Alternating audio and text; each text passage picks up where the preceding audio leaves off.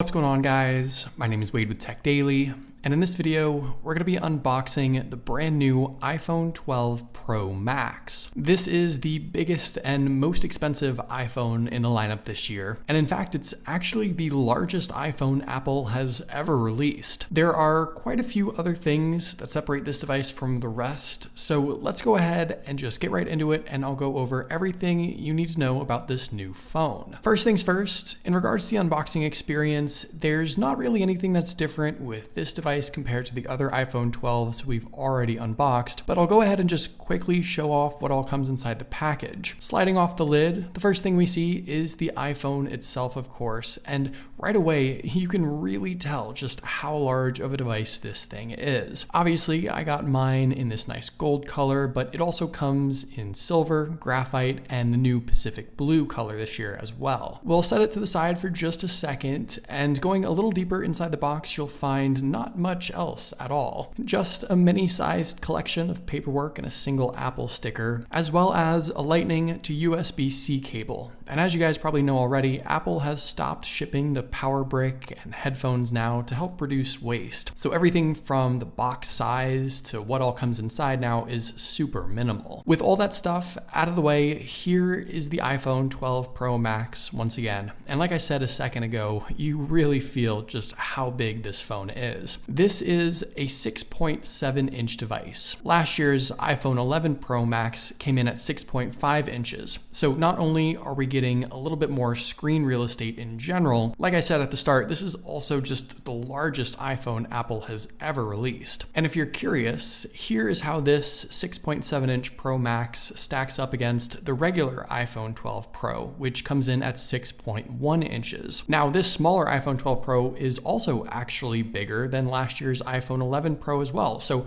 both of these new iPhone 12 Pro phones get a decent bump up in screen size over last year's devices. But with that Pro Max in particular, I don't really think I can overstate just how large of a phone it is. Not only is it quite a bit taller, but it's significantly wider as well compared to the regular 12 Pro. It's not any thicker, but it's heavier for sure, and certainly a lot to handle. For me, I do generally like big phones, but one-handed use on this thing is a bit of a stretch, to say the least. You're definitely going to be doing some hand position shifting as you attempt to reach all four corners of the screen in areas like the notification center, control center, and app switcher. And honestly, even typing one-handed is kind of tough. I'm much more comfortable using both thumbs. With all that being said though, I think one of the biggest reasons you'd even consider this phone really is because of that huge screen. And this is great when you're watching content, for example. It's really pretty nice to look at. The 12 Pro Max offers Apple's Super Retina XDR OLED display with HDR10 support. It's bold, it's super bright, very colorful, and it comes in at a resolution of 2778 by 1284, packing in around 458 pixels per inch. That's not a particularly high resolution for a screen this size, but I still think it looks plenty sharp, and anything you want to watch is going to look great. Now, I do want to point out that aside from the size, the display technology on this phone, the Super Retina XDR panel, that's actually going to be the same on all of the other iPhone 12s, from the mini to the regular 12 to the smaller 12 Pro. So with this phone, you don't get anything better, just much, much bigger. And by the way, all these new iPhone 12s this year have what Apple is calling their ceramic shield coating across the front glass, and this is supposed to make everything a bit stronger in the event of a drop. In theory, it should be a little tougher than last year. The rest of the phone, of course, is very familiar. It's still an iPhone after all, and you can see a lot of the design cues on this iPhone 12 are what we saw last year. The front still has that large notch across the top for the speaker, front camera, and all the Face ID sensors, so no change there. And the body and frame are a combination of all glass and stainless steel. The back is once again a frosted finish, similar to what we had last year, and it looks super nice and certainly feels premium. The camera module also has a polished glass accent, and pretty much everything else you see is the polished stainless steel. Now, honestly, I do think this gold color looks really nice, but just keep in mind that almost immediately it will will get covered in fingerprints. The stainless steel gets smudged up pretty easily, but if you can look past that, this is absolutely the high-end, premium looking smartphone that you would expect coming from Apple. Taking a look around, everything else is where you'd expect. On the left side, you'll find the silent switch, volume buttons, and the SIM card tray towards the bottom. On the right is the power button, and below that, there's also a new sort of slit or little detail here. This is just a 5G antenna, and this is for iPhones here in the US. It's kind of hard to tell on camera also, but it's not like gray or black in color. It is the same sort of gold color as the other antennas around the phone, and it isn't quite as obvious in person as it looks here. Down below, there's the lightning port, speaker, and microphone grills. This phone does have a stereo speaker setup, of course, with the other speaker inside the earpiece up top. And around back, the 12 Pro Max rocks a triple lens camera setup paired with that new LiDAR scanner. Just one last thing to note about the housing. Of course, this 12 Pro Max also has that hidden magnetic circular ring underneath the back glass. And this is going to be used with all those MagSafe accessories that Apple now sells for these phones, like the cases and the wallet add-on and the MagSafe charger. Inside, the new iPhone 12 Pro Max obviously packs Apple's latest and greatest chipset, the A14 Bionic. But just like with that OLED display, this new chipset also comes in all the new iPhone 12s, from the mini to the regular 12 to the 12 Pro. So no matter which phone you choose this year, you are getting the fastest and most up-to-date processor. And performance-wise,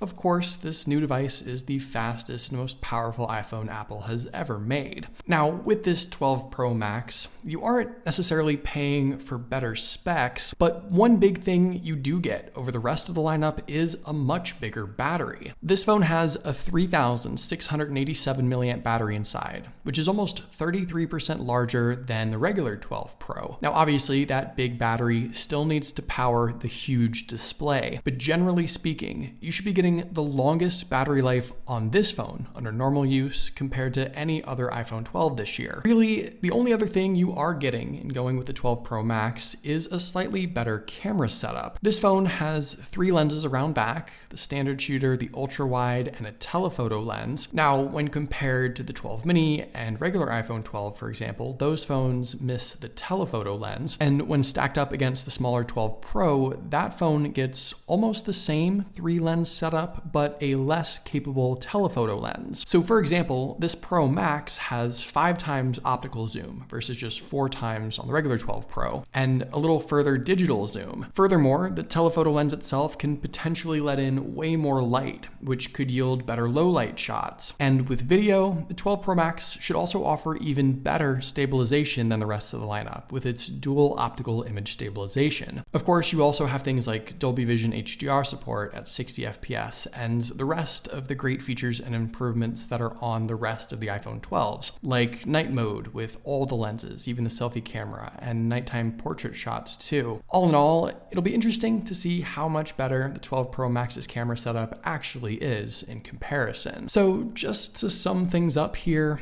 in going with the 12 Pro Max, you of course are getting a massive display, potentially longer battery life with its much bigger size, and a minor upgrade to some camera capabilities. But hopefully you guys did enjoy this video, and I'll see you guys later.